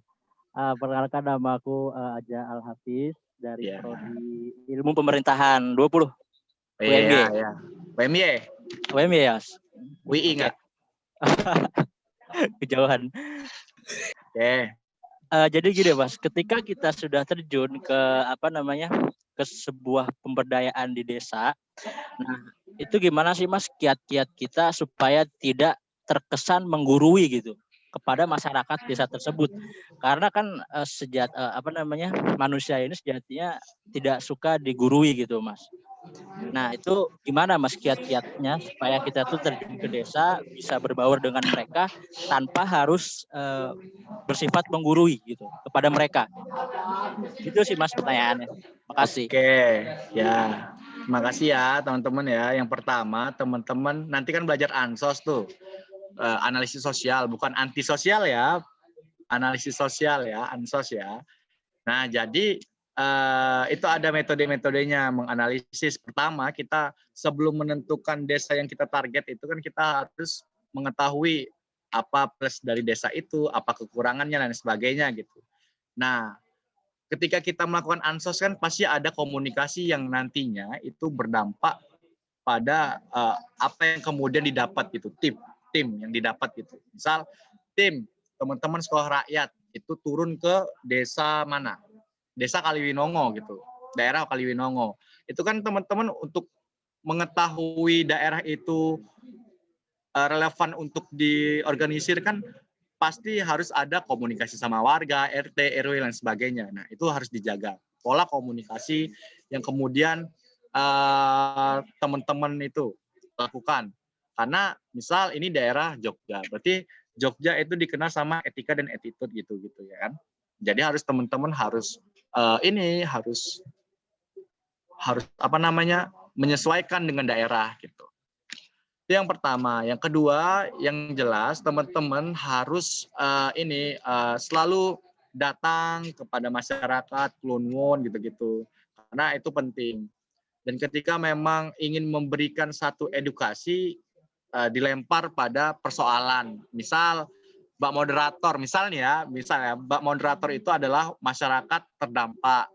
Nah, misal masalah yang ada di daerahnya adalah, yang dia alami adalah KDRT gitu, dalam rumah tangganya gitu. Ya teman-teman tanya secara sopan, persoalan dia itu apa, nanti kan teman-teman pendekatannya dari situ gitu. Nanti baru dari individu ke umum gitu. Jadi kayak piramida terbalik gitu. Ya, kayak piramida terbalik kan.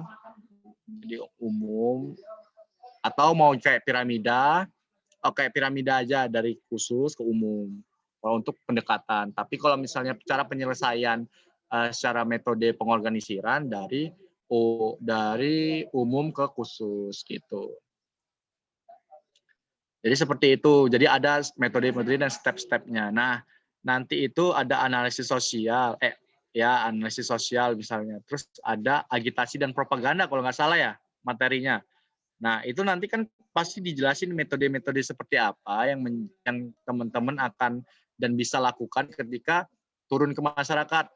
Agitasi apa yang kemudian bisa dipakai sama kalian, sama teman-teman untuk masyarakat mengagitasi itu.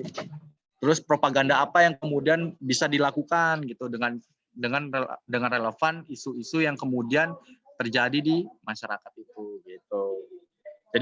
Jadi nanti mungkin panitia nggak apa-apa ikut aja kelas-kelasnya itu biar tambah wawasan. Besok siapa tahu beda lagi materi kan bisa berkembang gitu. Jadi slow-slow aja. Maksudnya belajar ini kita pakai skema tiga sama makan, sama tidur, sama kerja gitu. Jadi kita pakai proses 3 sama itu kemudian untuk berangkat ke pengorganisiran masyarakat gitu.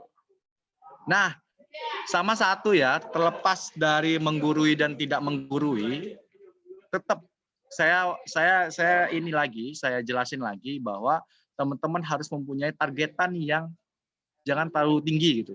Misal Ashar mau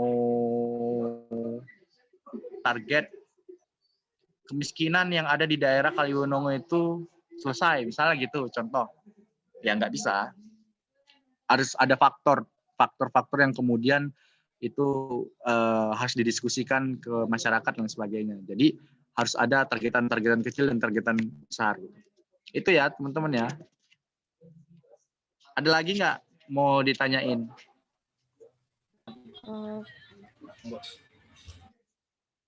Boleh masuk nggak ya? Oke. Oke, silakan, Mbak. Oke, sebelumnya aku mau kenalin diri dulu ya. Aku Parantas Salsabila dari Fakultas Hukum. Jadi gini Bang Pram. Oh iya gimana Ca?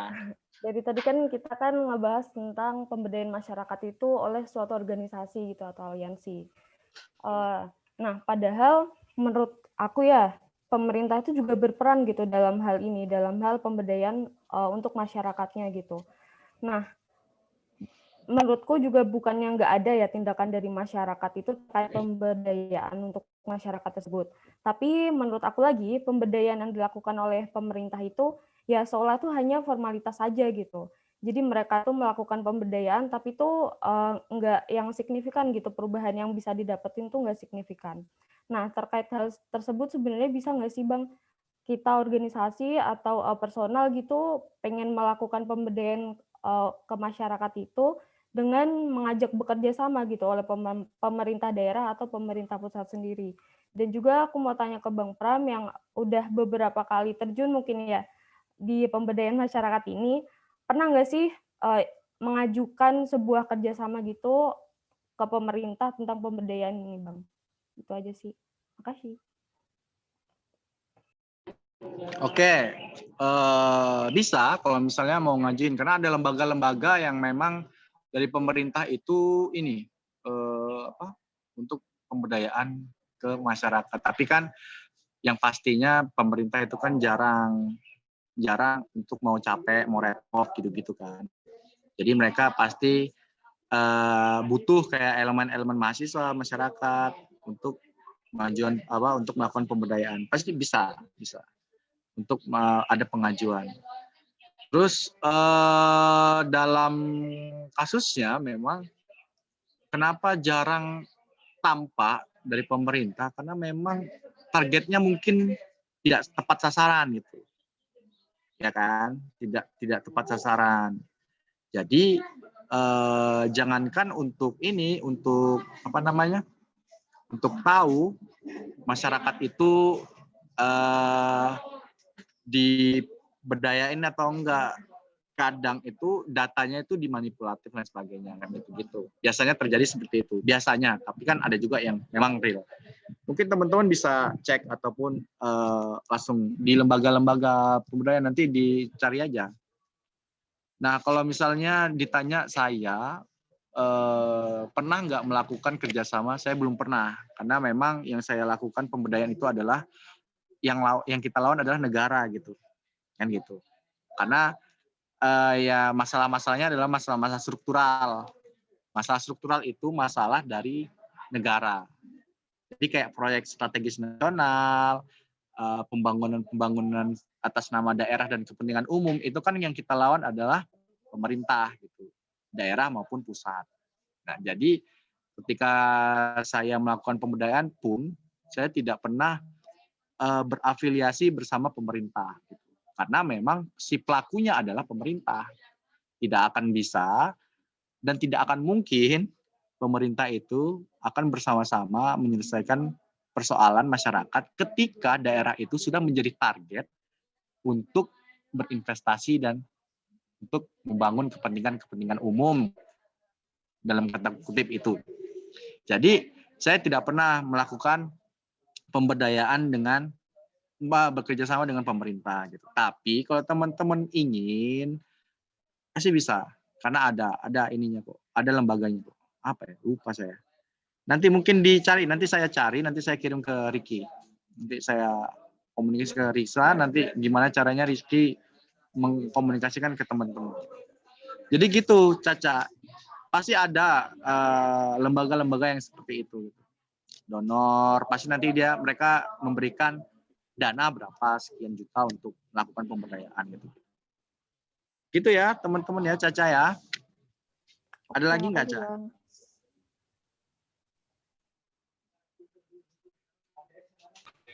Mungkin udah 2 termin ya, Mas. Jadi kayaknya sudah cukup. Sampailah kita pada sesi selanjutnya, yaitu sesi kesimpulan, yang mana sedikit saya simpulkan dari pemateri pertama dan kedua, yaitu mengenai gerakan sosial pencerahan Muhammadiyah, yang mana dijelaskan 5 dimensi adalah salah satu nilai yang begitu mewakili gerakan Muhammadiyah, tidak berdasarkan pada isu tunggal. Muhammadiyah bisa bergerak atas dasar isu politik, isu air, dan isu-isu yang lainnya, tetapi memiliki kerangka dalam 5 dimensi yang dijelaskan tadi oleh Pak Asad, yaitu dimensi keyakinan atau tauhid, keadaban atau propektik, mikro dan pengembangan keilmuan, kemajuan dan kerahmatan. Dan untuk pemateri yang kedua terkait dengan gerakan-gerakan advokasi, yang mana IMM ini terjun secara langsung dalam permasalahan-permasalahan sosial, terkhususnya yang ada di Sleman dan yang tadi sudah dijelaskan oleh Mas Pram juga. Dan ternyata pergerakan-pergerakan advokasi ini tidak hanya melulu terkait dengan teknis secara lapangan, bisa juga kita melalui tulisan dan juga media sosial sebagai alat propaganda pembelaan kepada rakyat. Mungkin sebelum berakhirnya acara ini, untuk Mas Pram boleh memberikan closing statement-nya dulu. Oke, baik. Teman-teman, karena memang saya juga pernah di posisi teman-teman, yang pertama tetap semangat menjadi panitia dan menjadi peserta. Nikmati prosesnya ber-IMM, apalagi di cabang besar seperti AR Fahrudin Kota Jogja, teman-teman sangat beruntung bisa menjadi kader PCIMM AR Fahrudin Kota Yogyakarta. Yang pertama, yang kedua, teman-teman harus menikmati proses pembelajaran yang ada di SR ini, khususnya peserta, karena memang ini adalah bekal untuk teman-teman yang kemudian untuk menjadi pion-pion baru untuk, kalau nggak bisa bermanfaat bagi pimpinan cabang dalam melakukan gerakan-gerakannya, paling enggak teman-teman bisa bermanfaat untuk teman-teman komisariat-komisariatnya gitu. Jadi gerakan-gerakan ini ataupun pendidikan sekolah rakyat ini sangat membantu komisariat dalam mempunyai ataupun menciptakan paradigma baru dalam pemberdayaan dan pengorganisiran gitu. Yang selanjutnya, teman-teman dalam melakukan pengorganisiran ataupun pemberdayaan tidak melulu turun atau tidak melulu, mungkin teman-teman harus tahu biar teman-teman merasakan bagaimana penderitaan masyarakat, tapi jangan nyusahin masyarakat gitu. Misal teman-teman live in, itu teman-teman bawa beras dulu ya, bawa beras sendiri, jangan sampai dimasain sama warga, kan nyusahin itu. Jadi teman-teman harus punya ataupun minta pimpinan cabang untuk beliin beras atau mie untuk paling enggak memberikan sedikit ke masyarakat gitu. Nah, selanjutnya juga teman-teman ketika melakukan sekolah rakyat itu kan nanti ada follow up, biasanya itu masuk di PA2, pendidikan analisis dan advokasi. Nah, teman-teman jangan lupa kalau teman-teman adalah mahasiswa, gerakan yang cair, gerakan yang memang lebih condong ke intelektual, teman-teman harus bisa menulis dalam artian mempropagandakan isu-isu yang kemudian hari ini lagi berkembang ataupun difokuskan di pimpinan cabang gitu. Jadi teman-teman harus memainkan gerakan-gerakan sosial baru yang kemudian itu menjadi alternatif gerakan yang nantinya itu menjadi gerakan dari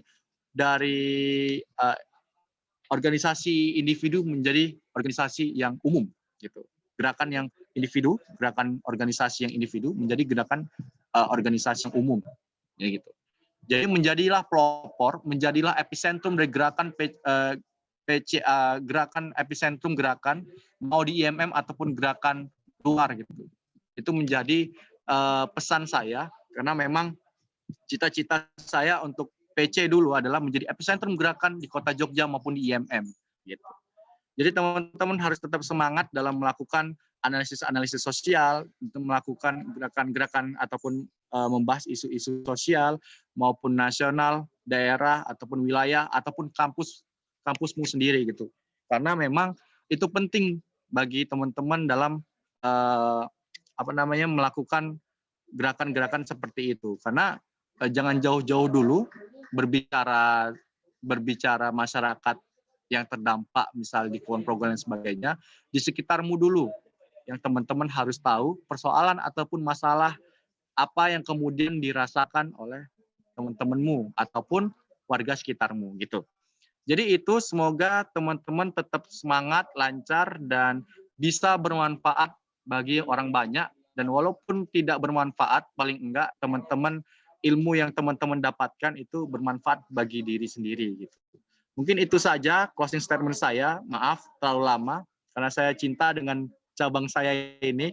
Terima kasih sudah memberikan kesempatan untuk memberikan ocehan-ocehan yang sebenarnya bisa kita lakukan lebih tidak formal. Mungkin kalau misalnya teman-teman mau ngopi ataupun tidak formal, bisa teman-teman chat saya pun bisa temuin saya di basa-basi. Tapi sekarang saya di ngesis. Gitu ya teman-teman ya. Mungkin itu saja yang bisa saya sampaikan. Terlebih terkurang saya mohon maaf. Terima kasih sekali lagi. Billahi fisabilil haq fastabiqul khairat. Assalamualaikum warahmatullahi wabarakatuh. Waalaikumsalam warahmatullahi wabarakatuh. Terima kasih banyak teman-teman Mas ya. Bram. Sehat-sehat selalu. Beranjak pada acara selanjutnya, saya serahkan kepada MC, tapi sebelum billahi taufiq wal haq. Wassalamualaikum warahmatullahi wabarakatuh.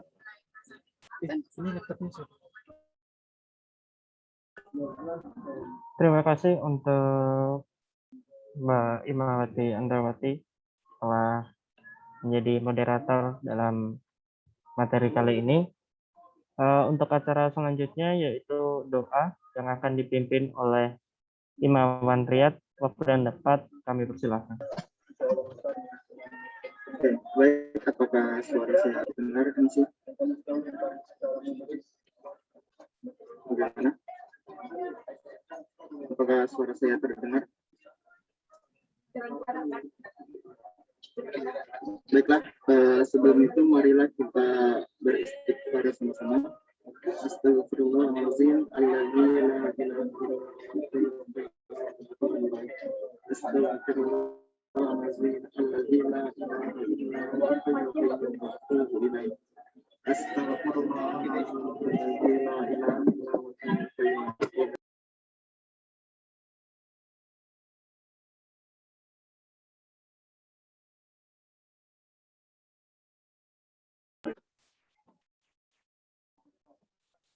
La ilaha illallah wahdahu la syarika lah, lahul mulku wa lahul hamdu wa huwa ala kulli syai'in qadir.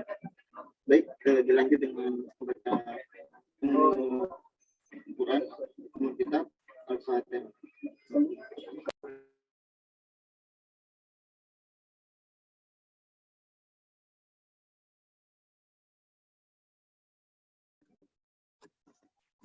Amin amin. Bismillahirrahmanirrahim. Alhamdulillahirabbil alamin. Wassalatu wassalamu ala asyrafil anbiya'i wal mursalin wa ala alihi washabihi ajmain.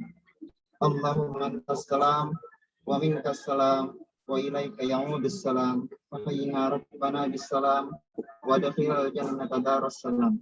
Tabaraka rabbana wa ta'ala ya dzal jalali wal ikram. Raditu billahi rabban wa bil islami dina wa bi muhammadin nabiyyan wa rasulullah. Rabbi zidni ilma warzuqni fahma. Allahumma arinal haqqa haqqan warzuqna ittiba'ah wa arinal batila batila warzuqna ijtinabah. Rabbana zalamna anfusana wa illam taghfir lana wa tarhamna lanakunanna minal khasirin. Rabbana atina fid dunya hasanah wa fil akhirati hasanah wa qina azabannar. Subhana rabbika rabbil izzati amma yasifun wa salamun alal mursalin walhamdulillahi rabbil alamin.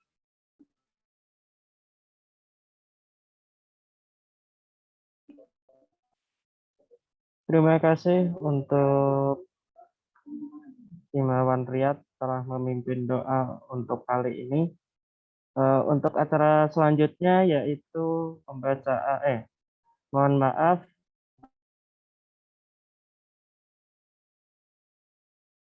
panitia bisa menghidupkan kameranya sehingga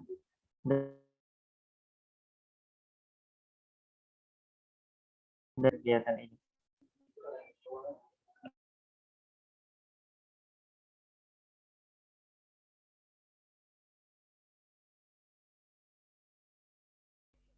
Baik teman-teman, di sini saya yang akan memandu untuk sesi dokumentasi ini.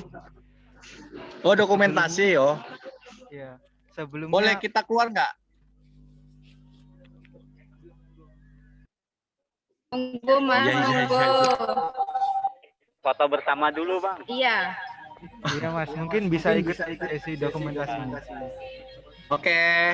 Ya. Biar ada ini kan. Ya, sebelumnya yang belum on cam nih bisa banget nih buat on cam biar dokumentasinya terlihat bagus. Iya. Kawan-kawan. Udah nih. 11:25. Oke, kita aja. Di sini sinyalnya nggak ada. Ada sinyalnya. Ada juga sinyalnya.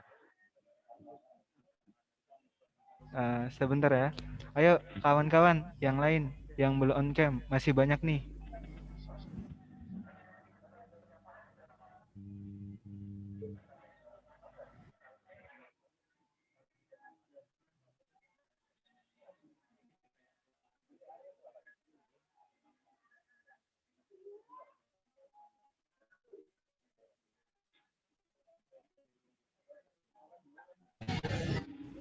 Yuk, baik.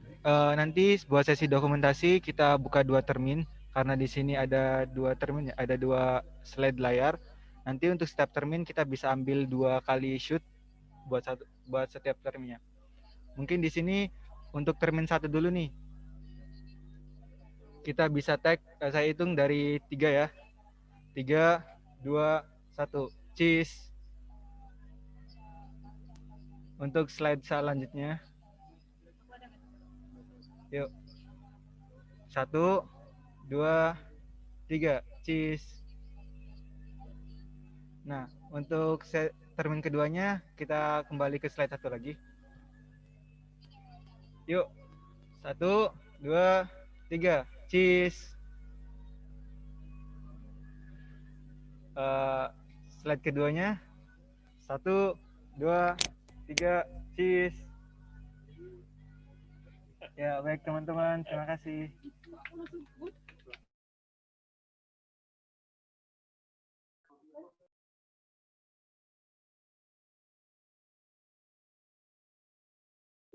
Semangat ya. Assalamualaikum.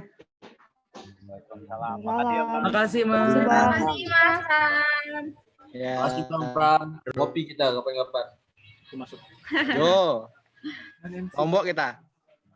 Yo, gas.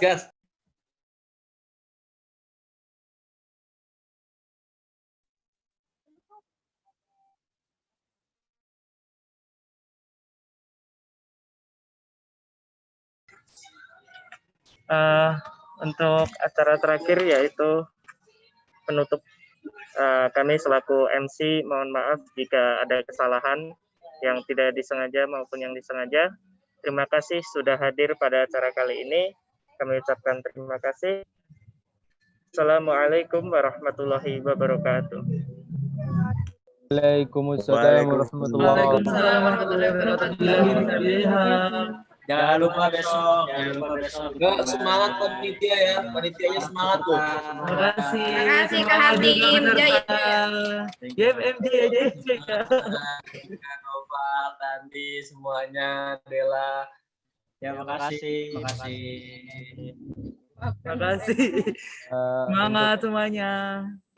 Untuk Keluar dulu ya besok, izin nggak masuk besok. Kenapa? Ada agenda.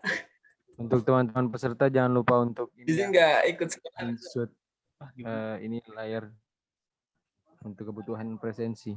Terima kasih. Iya, buat presensinya jangan lupa hanya di kolom chat ya. Makasih. Oh iya, sedikit informasi ya. Presentinya tuh ribet banget loh, panitia.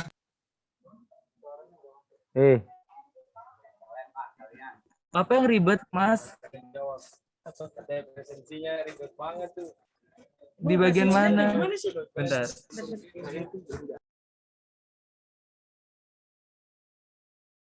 Loh, Mas Noval nih ribet banget, harus ada gitu.